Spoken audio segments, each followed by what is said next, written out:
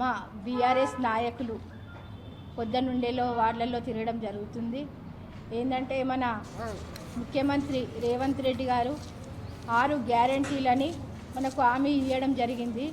ఈ హామీలలో ఏంటంటే ఫస్ట్ ఒక లేడీస్కు సంబంధించి ఒక బస్సు ఫ్రీ పెట్టిండు. ఆ బస్సు ఫ్రీ పెట్టి ఏంటంటే ఆడోళ్ళు జుట్టు పట్టుకునే విధంగా కొట్టుకునే విధంగా చేసిండు.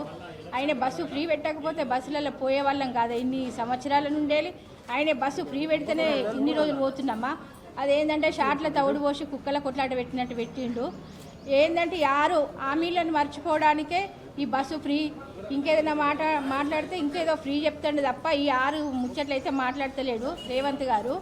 ఈ 6 గ్యారంటీలు మెయిన్ అయితే ముసలోళ్ళకి పెన్షన్లు, కళ్యాణ లక్ష్మికి అయితే పేదవాళ్ళ పిల్లలకైతే ఇది ఎంతో మా కేసీఆర్ ప్రభుత్వం ఉన్నప్పుడైతే ఎంతో చాలా పేదవాళ్ళకు తోడ్పాటుగా ఉంటుండే పెద్దన్నలాగా.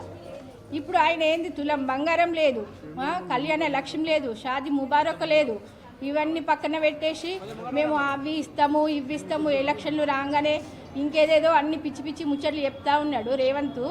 ఇవన్నీ ఫస్ట్ 6 గ్యారెంట్లు మేము 6 గ్యారెంటీల కార్డులు వంచుతూ ఉన్నాము. ఏ ఇంటికి పోయినా కానీ ఈ 6 గ్యారెంటీల కార్డులో డబ్బులు ఇచ్చిన తర్వాతనే ఓటు అడగాలని మేము రేవంత్ గారిని కోరుతున్నాము. మిగతా మా సిద్దిపేట పట్టణంలో ఇంతకుముందు మా తెలంగాణ బీఆర్ఎస్ ప్రభుత్వం ఉన్నప్పుడు 300 కోట్ల డబ్బులతోటి యూజీడీ పని స్టార్ట్ చేసినాము. మా ప్రభుత్వం ఉన్నప్పుడే మళ్ళీ 1,170 కోట్లు ఖర్చు పెట్టి మళ్ళీ అవే డబ్బులతోటి ఇప్పుడు యూజీడీ పనులు స్టార్ట్ చేయబోతున్నాము. ఆ ప్రభుత్వం వచ్చిన తర్వాత ఎవరికి ఏమి ఇచ్చింది, ఎవరికి ఏమి ఇయ్యనేయలే. ఇచ్చినా అంటాడేమన్నా అంటే కాళేశ్వరం అంటాడు. ఏవో ఇవన్నీ మర్చిపోవడానికి అన్నీ ఏవో రకరకాల ముచ్చట్లు చెప్తూ ఉంటాడు. ఆయన ఇచ్చేటి మాత్రం ఇస్తలేడు. ఈ కాళేశ్వరము లేకపోతే ఇంకేదో ముచ్చట లేకపోతే ఇంకేదో అంటూ ఉంటాడు.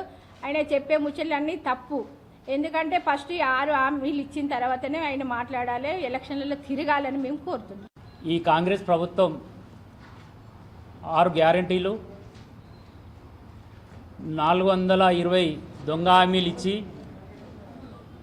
గద్దెనెక్కిందో ఏ ఒక్క హామీ నెరవేర్చకుండా ఈ ప్రభుత్వం టైంపాస్ చేస్తూ ఉన్నది. ఎప్పుడో చెప్పారు వాళ్ళు, ఏమని చెప్పిర్రు, మేము గవర్నమెంట్ రాగానే 2000 పింఛన్ను 4000 చేస్తాం, వికలాంగుల పెన్షన్ను 6000 చేస్తాం, బీడీ వర్కర్ పెన్షన్లను 4000 చేస్తామని చెప్పారు. రైతు భరోసా పెంచుతామని చెప్పారు, రైతు బంధు పెంచుతామని చెప్పారు, స్కూటీ ఇస్తామన్నారు, రకరకాల 420 హామీలు ఇచ్చారు.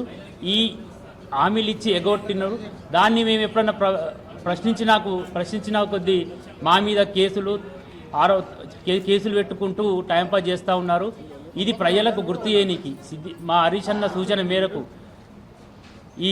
ఈరోజు మొదటి రోజుగా 7వ వార్డులో తిరగడం జరిగింది. మంచి ప్రజల దగ్గర కూడా మంచి స్పందన వచ్చింది.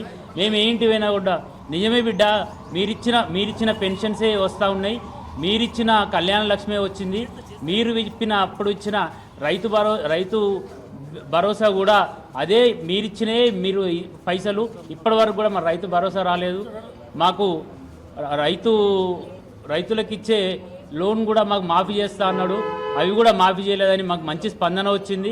ఈ మంచి స్పందనతోని మాకు ఇవాళ ఇంకొంచెం మాకు ఎంకరేజ్మెంట్ అయ్యి ఖచ్చితంగా రేపటికి వెళ్ళి మా మున్సిపాలిటీ ఉన్న ప్రతి వార్డులో ఈ ప్రభుత్వంకు మెడలు వంచేదాకా ప్రతి వార్డులో రైతు బాకీ ఈ కార్డులు మేము ప్రతి ఇంటింటికి చేరవేసి గవర్నమెంట్కు దిగచ్చే విధంగా మేము కొట్లాడతామని మా సిద్దిపేట బీఆర్ఎస్ పార్టీ తరఫున చెప్తాం.